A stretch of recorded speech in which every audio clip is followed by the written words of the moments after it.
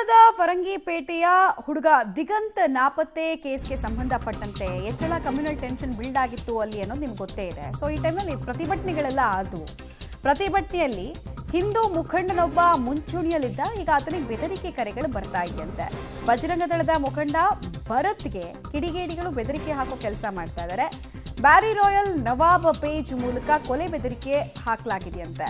ಬಂಟ್ವಾಳದ ಫರಂಗಿಪೇಟೆ ವಿದ್ಯಾರ್ಥಿ ದಿಗಂತ್ ನಾಪತ್ತೆ ಪ್ರಕರಣದಲ್ಲಿ ಈಗ ಇವರಿಗೆ ಥ್ರೆಟನ್ ಮಾಡೋ ಕೆಲಸ ಎಲ್ಲ ಆಗ್ತಾ ಇದೆಯಂತೆ. ಕೆಲವರ ಕಣ್ಣು ಕೆಂಪಗಾಗಿಸ್ಬಿಟ್ಟಿದೆ, ಕೆಲವರ ನಿದ್ದೆಯನ್ನ ಈ ಪ್ರತಿಭಟನೆ ಕಸಿದಿದೆ. ಪೇಟೆಯ ಅಪ್ರಾಪ್ತ ಬಾಲಕ ದಿಗಂತ್ ನಾಪತ್ತೆ ಬಳಿಕ ನಡೆದಿರುವಂತಹ ಹೋರಾಟದ ಮುಂಚೂಣಿಯಲ್ಲಿದ್ದಂತಹ ಬಜರಂಗ ದಳದ ಮುಖಂಡರಾಗಿರುವಂತಹ ಭರತ್ ಕುಮ್ಡೇಲ್ರವರಿಗೆ ಈಗ ಇನ್ಸ್ಟಾಗ್ರಾಮ್ ಪೇಜಿನ ಮೂಲಕ ಬೆದರಿಕೆ ಕರೆ ಬಂದಿದೆ. ನಿನ್ನ ನೆತ್ತರನ್ನ ನೆಲಕ್ಕೆ ಹರಿಸದೆ ಬಿಡೋದಿಲ್ಲ ಅನ್ನುವಂಥ ರೀತಿಯ ಒಂದು ಇನ್ಸ್ಟಾಗ್ರಾಮ್ ಅಲ್ಲಿ ಪೋಸ್ಟ್ ಮಾಡಲಾಗಿದೆ. ಹಾಗಾಗಿ ಈಗ ಈ ಬಗ್ಗೆ ಮಾತಾಡಲಿಕ್ಕೆ ಭರತ್ ಕುಮ್ಡೇಲ್ರವರು ನಮ್ಮ ಜೊತೆ ಇದ್ದಾರೆ. ನಿಮ್ಮ ಬಗ್ಗೆ ಈ ರೀತಿಯಾದಂಥ ಒಂದು ಪೋಸ್ಟ್ ಮಾಡಿದ್ದಾರೆ, ಕೊಲೆ ಬೆದರಿಕೆಯನ್ನು ಹಾಕಿದ್ದಾರೆ, ಏನು ಅನ್ಸುತ್ತೆ? ಅದು ಕೊಲೆ ಬೆದರಿಕೆ ಬರುವಂಥದ್ದು ಇದು ಮೊದಲೇನಲ್ಲ, ಇದಕ್ಕಿಂತ ಮುಂಚೆ ಕೂಡ ಬಂದಿದೆ. ಆ ಕೊಲೆ ಬೆದರಿಕೆ ಹಾಕುವವರು ನಮ್ಮ ಎದುರುಗಡೆ ಬಂದು ಕೊಲೆ ಬೆದರಿಕೆ ಹಾಕಬೇಕು.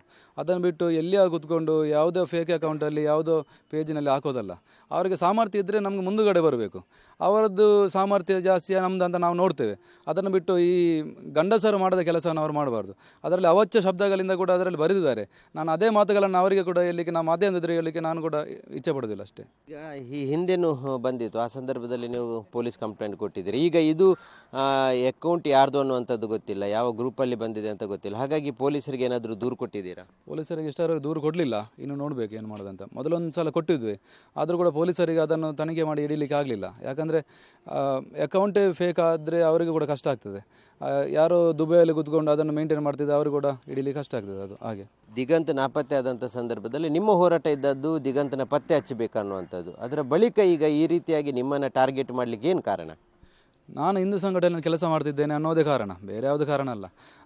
ಆ ಪರಿಸರದಲ್ಲಿ ಸಂಘಟನೆಗೋಸ್ಕರ ಎಲ್ಲರನ್ನು ಎದುರು ಹಾಕಿಕೊಂಡಿದ್ದೇನೆ ಅನ್ನೋದೇ ಅದಕ್ಕೆ ಕಾರಣ, ಬೇರೆ ಯಾವುದಿಲ್ಲ. ದಿಗಂತ್ ವಿಷಯದಲ್ಲಿ ಕೂಡ ಹಾಗೆ, ದಿಗಂತ್ ಪತ್ತೆ ಆಗಬೇಕು, ಅವನು ಮರಳಿ ಮನೆಗೆ ಬರಬೇಕು ಅನ್ನೋ ಉದ್ದೇಶದಿಂದ ನಾವು ಪ್ರತಿಭಟನೆ ಮಾಡಿದ್ದು. ಆ ಬಗ್ಗೆ ಪೊಲೀಸರು ನಿರ್ಲಕ್ಷ್ಯ. ಈಗಾಗಲೇ ಗಮನಿಸ್ತಾ ಇದ್ರಿ, ಬಜರಂಗ ದಳದ ಮುಖಂಡ ಭರತ್ ತಮಗೆ ಬಂದಿರುವಂತಹ ಬೆದರಿಕೆ ಕರೆಗೆ ಸಂಬಂಧಪಟ್ಟಂತೆ ಹೇಳ್ತಾ ಇದ್ರು. ಸೊ ಪ್ರಮುಖವಾಗಿ ನೋಡಿ, ಒಂದು ಸಮಾಜದ ಸ್ವಾಸ್ಥ್ಯವನ್ನ ಕೆಡಿಸೋದಕ್ಕೆ ಅಂತ ಆಗಾಗ ಮುಖಗೇಡಿಗಳು ಪ್ರಯತ್ನವನ್ನು ಪಡ್ತಾನೆ ಇರ್ತಾರೆ. ಇವ್ರದ್ದು ಹೋರಾಟ ಇದ್ದಿದ್ದು ಆ ಹುಡುಗನನ್ನ ಹುಡುಕೊಡಿ ಅಂತ ಹೇಳಿ. ಬಟ್ ಅಷ್ಟು ಸಹಿಸಲ್ಲ ಅಂತ ಹೇಳಿದ್ರೆ ಯಾವ ಥರದ್ದು ಅಸಹಿಷ್ಣುತೆ ಅನ್ನೋದು ಪ್ರಶ್ನೆ ಆಗ್ಬಿಡುತ್ತೆ.